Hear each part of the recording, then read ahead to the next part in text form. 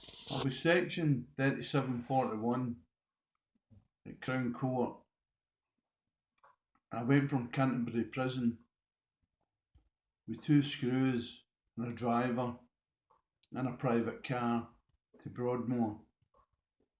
When I arrived in Broadmoor, I went to the admission ward and they stripped me naked, stood me in a bath of water with some kind of yellow liquid in it, disinfectant of some kind. They stood me in it and they all stood round me, 5 or 6 screws. And they were firing all sorts of questions at me. Did I know what day it was? Did I know what month it was? Did I know what I was in for? Lots of different questions. And then they gave me some old clothes. And then they took me from there, put me in a cell, left me there all day, and I'm thinking to myself, what the fuck am I doing in here? So I stayed the night there, got up in the morning, first thing in the morning, they lined us all outside our cells.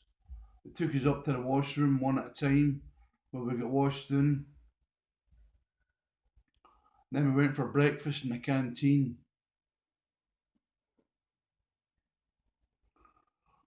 We came out of there and we went into this room that had lines of chairs in it. There was about 30, 40 patients and about 15, 16 screws lined up against the wall.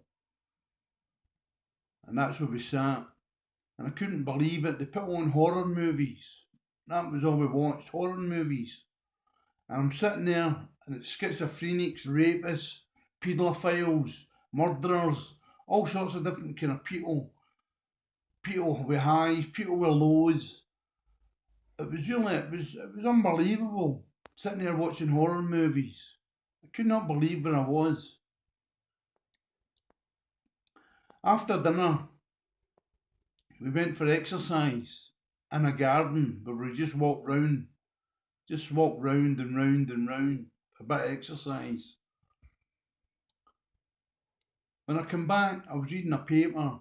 It was the old News of the World, and it had one of the patients that was actually on the unit was in the paper. A fella called Tony Ball, who was very, very intelligent, had a very, very high IQ. Dr. Death they called him. But they called him doctor because his IQ. He was a bit of genius, but he went totally bonkers. And what he was doing was he was going to train stations and shoving people in front of trains. At the start they thought people were committing suicide, but then they realised that it was just happening too often, so they got him on camera shoving a young lady in front of a train. So they don't know how many he done, but they got him into Broadmoor anyway.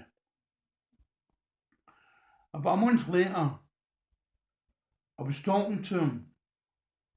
He was totally bonkers. You could see it in his eyes. He was totally insane, schizophrenic. He was shot, totally shot.